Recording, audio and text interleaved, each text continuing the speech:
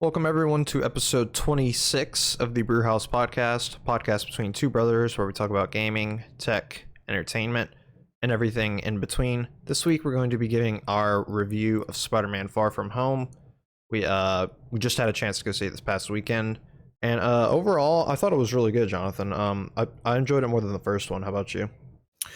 I enjoyed it. I wouldn't say as good as Homecoming. I liked Homecoming better. There's a couple reasons why, which is a couple of them being unfair, but I mean, there's one thing that we can get into that kind of well, I didn't like it as much, but overall, I mean, it was a good movie. Mm-hmm. It's hard to think, when is Marvel going to put out a movie that is, say Thor 2 quality, since that's the last really, just nah. Yeah, one. I mean, it was okay. A lot of people hate on it, but I mean, I think it was still pretty decent, graphics, sound wise, and everything. Story was kind of blah, but there's wasn't a whole lot going on. No, there wasn't. It's just it's hard for them to screw up now. So it's the movies that they're coming out with, you compare them to the best, and this I would say is probably top 10. Still, I thought it was better than Captain Marvel. I'd put it right there with Captain Marvel, honestly. I thought it was better. It was probably like, I don't even know what to compare it to. It was really good. It's probably on the same level as like a Doctor Strange. Yeah. Right there. So, getting into it, we're just gonna go straight into like breaking down the details. It's a Marvel movie, so it's gonna be good. Like we said, they haven't put out a bad movie recently, but I really. It's kind of hard to do a movie where the villain doesn't have a superpower.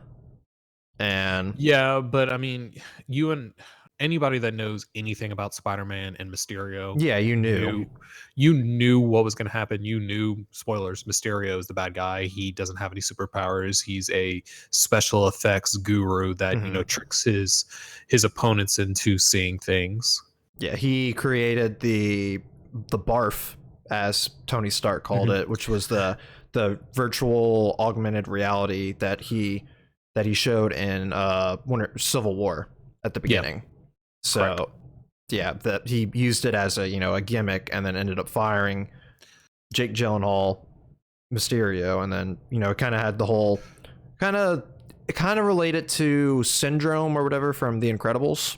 Yeah, kinda, and I mean a lot of people had that feeling. The good thing that this movie did was all the tie-ins that they did to. I mean, one of his underlings, I guess the number 2 guy was the what's his name in Iron Man 1. He was the guy that Obadiah Stane yelled at about the arc reactor. Right. So yeah, there was a lot of tie-ins. They also Endgame is still fresh. This happens pretty much immediately after Endgame. Yeah, so let's talk about that. Do you like how they handled, the blip, as they're calling it? Yes and no. I like how they explained it. They explained it. There's still some things, that are kind of, they're not going to explain, because what happens if whenever Thanos snapped and you were on an airplane and you came back, you're in the middle of the day or somewhere. Yeah, exactly. So how they played it up, it was interesting. The whole Whitney Houston, "I Will Love You" or whatever. Yeah, the beginning, the tribute to Iron Man. Yeah, that was pretty good. With the Getty's image and the Comic Sans or whatever. They're whatever the font was. The font, yeah. Megan leaned over and she goes, "Comic Sans." I was like, just wait. Just wait. It's gonna be something. Stupid. They did it for a reason. But no, it was good. But the one complaint, the biggest complaint, which I'm probably sure you heard, is the first hour of the movie is just slow. Yeah, it was slow. So until you get the Mysterio reveal, I mean, there's it was the actual Mysterio reveal. Yeah, like when you find out, oh, okay, like, and whenever he's in the bar with Peter and you find out that this is all a ploy for him to get the glasses and everything and get control of Stark's Edith and get control of pretty much all the drones that Stark had in his power, then it's great from that point on. Yeah, the first hour was definitely slow. You have them traveling everywhere. The introduction of Edith was pretty cool. Mhm. I like. It seems like this iteration of Spider-Man has stuck to the fact that he's a teenager. Yes. More so, like he's immature. I mean, at the end with him and MJ when they kiss or whatever, it's Yeah, awkward the because they're awkward. Yeah. teenagers. Like it was awkward to watch, but it makes sense, and I'm glad they did it that way. And I'm Yeah, glad. they're playing all that up, Mm, the high school romance and everything like that. But they need to, in the next movie, they need to, you know, say like, oh, they're not in high school anymore, and kind yeah. of move on. Because by the time they do the next movie, it's going to be 3 years. So the actors are going to be looking a little bit older than they are Hmm. now. Yeah, and we'll get into the post-credit scenes after, but next movie Yeah. is going to be very interesting, to say the least. So Wait, yeah, they like the had next Spider-Man movie? yeah the next Spider-Man movie Yeah. is going to be very interesting because of the post-credit one of the Yeah. post-credit scenes. And I have a fact for you that's going to even make it more interesting, but I don't think it's going to make any difference in the end. Okay, yeah, we'll get to those towards the end. I thought they did a good job. I thought Jake Gyllenhaal did a great job as Mysterio. Yes. I think it would have been if they would have gone with somebody else, like other than someone that had the acting chops that Jake Hmm. Gyllenhaal had. I don't think it would have played off as good, Hmm. just because the caliber of the actor. He can play the crazy psychotic person, but then also play like the mentor role, Which and is what he that's did in this movie. exactly. And a big reason why I like Homecoming is Michael Keaton.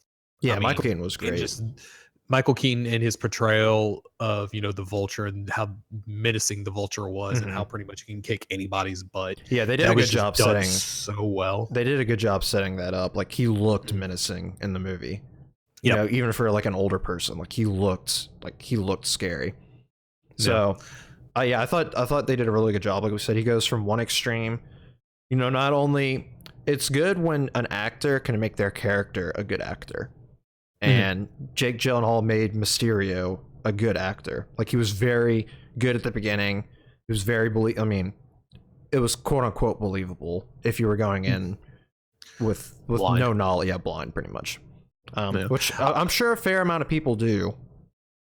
Yeah. We're looking Yeah. at it as we watch all the Marvel movies multiple times. We haven't read a Well, lot of comics, but we're very familiar with comics stories. We watched the animated series. yes. Like I used to Saturday morning cartoons. It Yeah. was that. It was X-Men. It was like I remember Mm. making sure to watch those because there's no way to watch them on the internet or anything like that. And that Yeah. was like one of my favorite shows to watch. Mm. But I like the overall arc as far as Tom Holland as Spider-Man. He's doubting himself. Hmm. He doesn't have the Peter Tingle, which I thought it was funny. Yeah, that was pretty funny. Which Yeah. one thing I don't really get, and this is kind of just for movie effect and Mhm. realism in a superhero movie, but these drones are supposed to be able to take out people from however far away in one shot. And Oh I yeah, get he would have he's gotten shot at the end. yeah, I He get would have he's, gotten I shot get he's so many Spider-Man, times. but there's literally thousands of drones, and he doesn't get At the shot once. Yeah, at the end he would have gotten shot and died instantly. But I Yeah, mean, but it's a movie, it's a so superhero movie, yeah, so on and so forth. But yeah, I did like that theme of going on. I mean, they get right into it at the beginning. He's at like some charity event or something, Mhm. and he talks to the press, or say the press, the reporters, and they're like, "Who's gonna take over for Iron Man now?" And all this stuff. Are you the lead Avenger, or Yeah, whatever? are you the next Iron Man? What happens when the aliens come back? And he just Yeah, freaks out he and freaks out and just jets out. leaves. So I like how they're not trying to make him seem too much like Iron Man. No, Like they didn't just and give him the nanotech suit for the and whole he's movie. he's not gonna be the leader. No, he won't. Captain Marvel probably will be, if I I had think to guess. Captain Marvel And or then whatever. with Sam Wilson for a close Yeah, second. yeah. When Falcon or the next Captain America comes in, I Mhm. think he's gonna be it. Or even I would put Doctor Strange up there too. Yeah, that's true. Yeah, Doctor And Strange then is. eventually, whenever the Fantastic Four comes in, um, Reed Richards is going to be the Please be John Krasinski. dude. Did you see that? Okay, John Krasinski, and then his Emily Blunt. wife, Emily Blunt, and then I'd even be okay with who they had as Flash. What's his name? Flash. Human Torch. The Human Torch. Yeah, not Flash. What's his name? He was in Baywatch with The Rock. Zac Efron. Zac Efron. Yeah, I'd be okay with Zac Efron as the Human Yeah, that Torch. wouldn't be bad. kind of a goofy. I don't want to say not serious character, but yeah, and it's kind of shitty. Some people were hoping for the what's his name? That's in the Black Widow movie. That was on Stranger Things. Oh, I don't remember his name. I know you're talking about though. They wanted him to be the Thing. Oh, okay. David Harbour or something like that, or something like that. I could sector kind of see that. I think he'll make a good. We're gonna do a separate episode going over all the Marvel news, but that guy he's talking about is playing the villain for all intents and purposes in the Black Widow movie. I'm pretty sure he is. He's the Soviet Union's answer to. Why did my screen just go off? He's the Soviet Union's answer to Captain America. Yes, but I don't think necessarily thinks he's the villain. I think the blonde chick is the villain. But we'll talk about that more. Yeah, we're gonna do a whole. San Diego Comic-Con was absolutely crazy in terms of Marvel. DC, you got Brandon Routh, or however you say his name, is going to be Superman. That's in the the crossover, which is one of the things that I started, not to go on a DC tangent, but we both watched Flash. Did you watch the Flash season 1? I know we both watched Arrow. Yeah. I mean, I watched almost all of the Arrow except for maybe the last season. I watched the first 3 seasons of The Flash. I watched the first season of Legends of Tomorrow, the first season of Supergirl, but I would always go back every year and watch like the crossover episodes because those are just done exceptionally well, or any episode that Kevin Smith would direct. Yeah, those are always good. So they're kind of having this, going back to Spider-Man, they're kind of having, like I said, I think they did a good job of, Iron Man left a lot to Peter. But there was definitely a clear line that they even say it in the movie. You're not going to be Iron Man. Nobody will ever be. Tony was an Iron Man. Yeah. He was constantly doubting himself. The only thing he didn't doubt was like, trusting you and like leaving everything to you. And that's when he gets his Peter Tingle back, as they called it, his Spidey sense. Oh, that scene where he's in the airplane with Happy, and he's just building his new suit and everything. That was just so awesome. Yeah, that was really badass. And then when he finally gets up to Jake Gyllenhaal, Mysterio at the end, and he like, grabs the gun at the end. Yeah, the whole premise of Mysterio is to illusion and like to try and fake you out. So the way they countered that with Spider-Man has a sixth sense or whatever, is he was so distraught and stressed out and anxious. From everything going on, that his Spidey sense wasn't working properly. So then at the end of the movie, they kind of, remedied that. And then he went in and just kicked his ass pretty much. Well, yeah, it's a good change of pace from like, the first time when he fought him, when Jake Gyllenhaal just kept tricking him and then ended up putting him in front of the train. Yeah, that was pretty crazy. I mean, I didn't think right away. I was like, I mean, he's not dead, but like whenever they shot Jake Gyllenhaal, I was like, the movie's not over yet. I know they still have about, another hour or so to go. But I was like, oh, I didn't think that would happen. Yeah, that's the hardest like Spider-Man has ever been. Maybe not, but he got hit by a full-on train. Like, yeah, like he almost died. So since we're talking about Nick Fury right there getting, fake getting shot, did you notice like, which makes sense with the in credits, the scrolls reveal. Yeah, with Nick Fury as a scroll in this entire movie. So is Maria Hill, but his acting was a little off. So I think they were playing it up to be. They definitely were. He was like, because Nick Fury's, he's not he's kind of an ass, but yeah, he was an ass throughout the whole movie. Like, but it's like something you can just see like something was off. Like I don't know if him get snapped back or something like threw him off or something like that, but. I had a weird vibe the entire movie, but then whenever they revealed that it was a scroll and Nick Fury is actually, in space on, the I forget the acronym, but it's SWORD. So you have sword and shield now. Yeah. Strategic weapons or something like that, where instead of like, shields protecting people, sword is going to actually like get after. Yeah. And that was also a theme of the overall movie. Like appearances can be deceiving or whatever. That kind of plays into that too. So yeah, so I guess that was the end credit, like after the credits were over. It showed Samuel L. Jackson sitting on a beach, but it was just like a hologram thing. Yeah, and he's on in space. Yeah, so yeah, with the scroll army. Yeah, So tying maybe into Captain Marvel too, probably. Yeah. So the mid credit scene is why we're really interested for the next Spider-Man movie. So we got to see the first scene of this Spider-Man, swinging through New York, which was okay. I mean, the graphics and the CGI and everything, I liked. I feel like it could have been better. Mm-hmm. Swinging through New York. I like the whole MJ freaking out because let's be honest, if anybody was swinging with him, that's what would be happening. Yeah. Because I think it's one of the Superman movies where Lois Lane's holding on to Superman, and when he's flying, it's like, no, that wouldn't happen. He would be she'd be hanging onto his leg or something, dangling, screaming the entire time. No, yeah, or even in the Tobey Maguire Spider-Man movies, Kirsten Dunst's her iteration of MJ is loving it and wanted to keep going. It's like, no, you're flying through the air, holding on for your life. So what do you think of the reveal of J. Jonah Jameson? I loved it. I loved how they made it different. He's like an online kind of blogger kind of thing. He's not the same character, but he kind of is. So that's more in line with this character that they did on the Spider-Man game for PlayStation 4, where he's not like a news reporter, but he's more of a talk show person where he takes in callers and stuff like that. So I like how they play that. And they actually the whole swinging through the city and taking selfies and everything.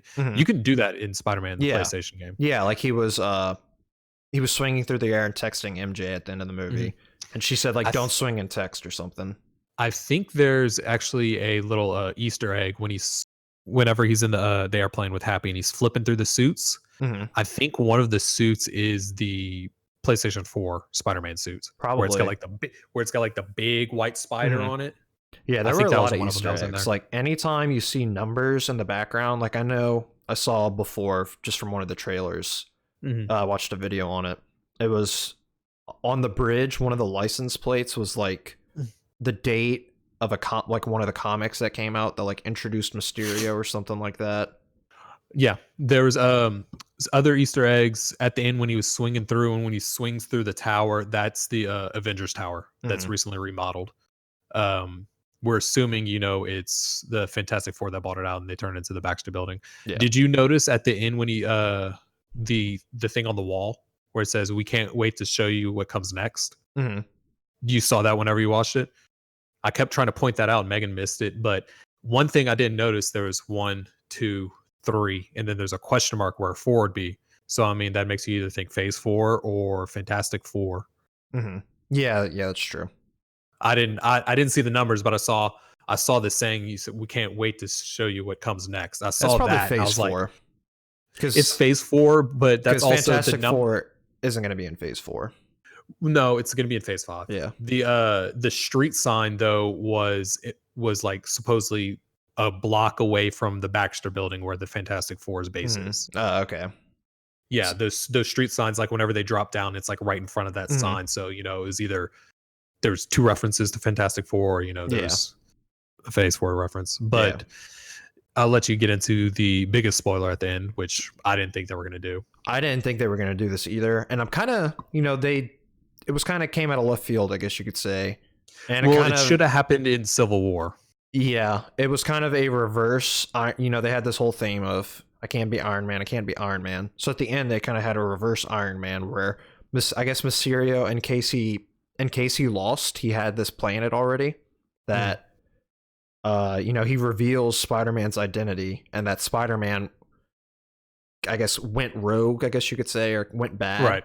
And killed him because everyone still thought everyone still thought Mysterio was the hero from what they had seen. So he made it out to be Spider-Man's the bad guy, which is interesting because you think they're leading up to Sinister Six and kind of John Wick, everybody, all the bad guys are going after Peter Parker? Yeah, no, they are. I think it's going to be it's the Sinister Six is probably going to be either its own movie before Spider-Man 3 or that is going to be the encompassing Spider-Man 3 Sinister Six, and you might get help from Fantastic Four. So I think that would be I was about to say the way they set Vulture up already and how strong he was with 5 other people, there's no way that in this universe that Spider-Man can take on all 6 of Well, them. yeah, and then they introduce Scorpion at the end, and now the Scorpion knows who he is. J. Jonah Jameson reveals and shows that Spider-Man is Peter Parker. Like And then it Mysterio ends. says it, and then they flash a picture of his yearbook picture. Yeah. So I like you said, we did not expect this at all. It's kind of a Well, reverse Iron Man. Mysterio is part of the Sinister Six, so that leaves you to think, okay, is Jake Gyllenhaal dead? We're pretty sure that he is, but then again, if he's just all CG, his underling who took the data or whatever and left could pretty much CG the suit on himself, and he can be the next Mysterio. So well, yeah, because at the end he asks Edith, like, is he dead? Like, is that him, actually him? Yeah. And she scans him and says, yeah, he's dead. Well, he asked, is all the illusions down? Yeah. So yeah, he asks, are all the illusions down? She says, no, yeah, they are. So yeah, I mean, besides nitpicking like the whole super accurate military drones, thousands of them somehow not hitting Spider-Man. Yeah, which it's a movie. I really enjoyed the comedy. Movie. Was still there. I like that. Yeah, it was good. It wasn't comedy heavy though. Like, it was light and spread throughout, I found. But it was still good, because you need that to kind of break it up and liven it a little bit. Because like we said, the first hour of the movie was kind of slow. Yeah, this is a lighter movie. I mean, the whole vacation song at the end, the credits and everything like that. It's a lighter. It's supposed to be a friendlier movie. Yeah. So, so you mentioned how the next Spider-Man is going to be crazy. Well, one of the contracts between Sony and Marvel was that if the second Spider-Man movie does not make $1 billion in the theaters, it's an alleged contract that it goes back to Sony and Marvel can't do it. Now, I don't think there's going to be an issue. They're going to hit it. No, they're going to hit $1 billion. I think because I mean it's already the highest grossing Spider-Man movie. Yeah. So, and crazier fact is Tom Holland has already been Spider-Man more than any other body, and any other body, any other person. Like, he's more than Tobey Maguire. Yeah, because he's been in 5 movies. Been in Infinity War, Endgame, Homecoming, Civil War, and now Far From Home. Those weren't his in order. Contract's up after his next appearance. Yeah, I'm curious to see. I mean, they'll probably sign him back if they keep the Spider-Man character. I mean, wasn't Samuel Jackson's contract up like 5 movies ago? Yeah, it was. It was up. I think Captain Marvel was his last contract movie. Yeah, and then he was in Endgame. He was in Endgame. He was in this. He's obviously going to be in Captain Marvel 2, whatever else. So yeah, it was very good. And that contract, I think it's rumored, but it would make sense if that was the case. But I don't think they'll have a problem hitting that mark. No, we're not. And the thing is, we're not exactly sure when this movie is coming out. So I mean, the earliest we could assume that it might be coming out is 2022, but I'm saying like 23 or 24 that it's going to come out. You think it'll come out after everything that was announced? Well, yeah, everything that was announced is Phase 4. Everything except Blade. Blade's not a part. They've confirmed Blade is Phase 5.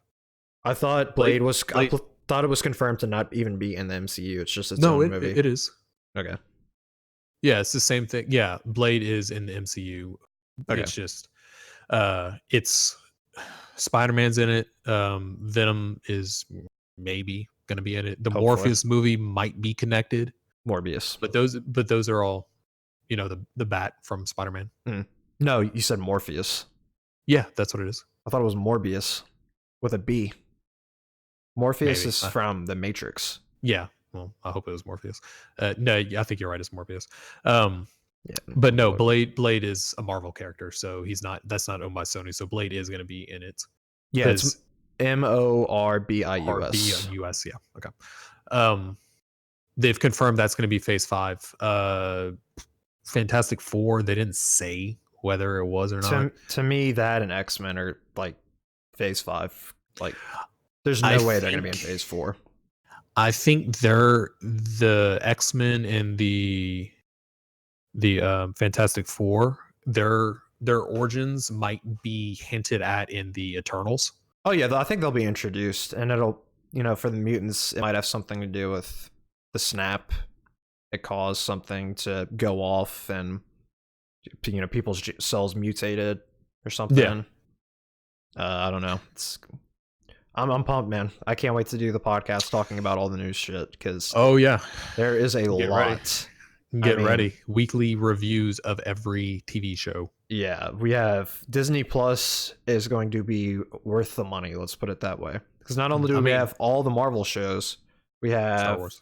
Yeah, the Mandalorian series, which is John Favreau. Yeah, which starts like November, whenever it launches, November 20th or 22nd or whatever it is. And I'm hoping it's not Netflix style and just releases all at once. It'd be nice if it's weekly. Please let it be weekly. I don't want to binge. Yeah. I don't want to binge the series and then have nothing to watch. I'd rather have to wait a week. Well, and also you'll be able to digest each episode. And plus, it'll give us more time to review each episode. Exactly. So we won't have to do 25 episodes in a week. Pull an emergency awesome and post 7 videos in 8 hours, reviewing every single thing. Dude's crazy. Yeah, he is. We're both big emergency awesome fans. So yeah, just any thoughts to wrap up? I mean, we both enjoyed the movie. It was very good. Go see it if you haven't. Yeah, definitely go see it. It's worthwhile. It's definitely one to go see. Like Captain Marvel was probably one you didn't know need to go see in theaters. It's getting few and far between which movies that you don't really need to see, and it seems like they're going to be definitely woven together more so than ever going forward. I think it's going to be small things like this. Yeah, it's going to be a lot of Easter eggs sprinkled out. This phase 4 is definitely going to be about new beginnings. So we're going to get a lot of introductions of new characters and backstories that we didn't see. But there's going to be a lot of like loose ends tied up in like new threads that are going to be laying about the next villain, the next big crossover scene, which is confirmed that there are going to be threads woven into each of these stories. I mean, Feige already said that if you look hard enough, you will be able to see hints to what the next thing is going to be in the upcoming movies. Yeah, so I mean, you can kind of already guess where it's going with the Eternals movie, with Doctor Strange and the multiverse. Can't wait for that. That's the first horror movie. Yeah, it's going to be very good. Scarlet Witch is in that movie too, so that's going to be good. Her show is a 6-episode direct tie-in to the movie, which is awesome too. Yep, I like that. They're going to hopefully, because with Agents of S.H.I.E.L.D., they kind of tied it in, but then there's also the first couple of seasons. There's also the fact that they never brought up in the movies that the characters know that Coulson was alive again. That was kind of disappointing. I wish RDJ would have seen him before he died, but hopefully, and I think that's why they canceled the show too, because they have all the Disney Plus shows coming out, and these are going to be direct ties in, so it's just going to be more confusing.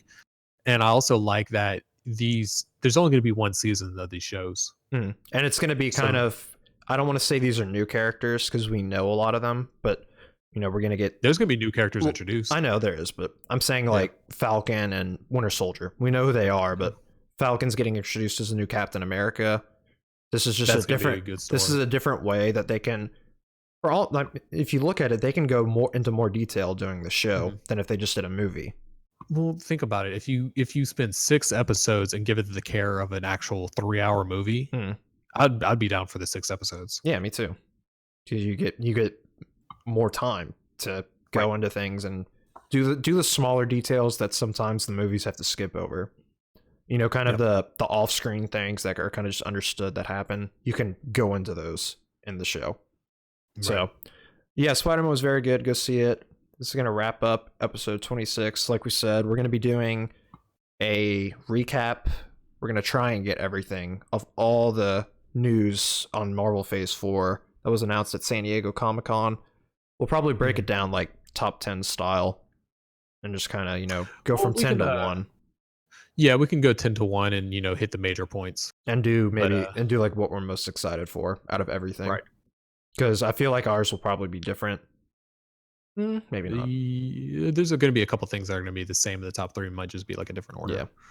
So very, very exciting. Marvel's future was kind of questionable what they were going to do after Endgame, which Endgame did pass up Avatar finally. So let's go. During the conference. Yeah, they announced it like at the conference. Yeah. So that was pretty badass. Yeah. I don't want to say people were worried, but they were curious on how they were going to go forward. It was a big question mark. Oh yeah, I mean they just announced the purchase with Disney, so they had Fantastic Four and they had X-Men, and I mean Disney buying Fox, and how are they going to be able to introduce it? But I think Feige said, okay, I think they have the next 5 years planned out already. Probably, yeah. And Phase 4 isn't even the next 5. It's the next Phase 4 is the next 4 years. Phase 4 is 2 years. 2021 is when it's done. Wait, really? Yes. Everything the end of 2021. Thor: Love and Thunder is November 2021. Yeah. So you would have to assume that Black Panther would be maybe the 2022 February release. Which makes me think that we're not getting Guardians 3 until after Thor. We're not. Yeah. They've already confirmed that. James Gunn said that he's finishing Suicide Squad first, and Guardians 3 picks up after the events of Love and Thunder. Yeah. Okay, that makes sense.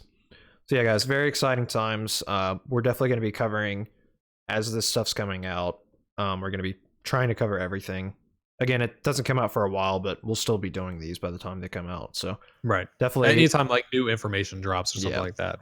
We'll do an episode going into all the details that we possibly can. So whatever platform you're listening on, be sure to go ahead and follow. Let us know what you guys think, what you're excited for. Be sure to follow us on Twitter. You can see our names down there. You can follow me at Brewski. You can follow him at JT Broussard on Twitter and pretty much everywhere else. And like we said, next episode will be just a recap of all the Phase 4 news we have so far, all the Comic-Con announcements, so on and so forth. So we appreciate y'all watching, guys, and until next time, keep gaming, and we'll see y'all later. Peace.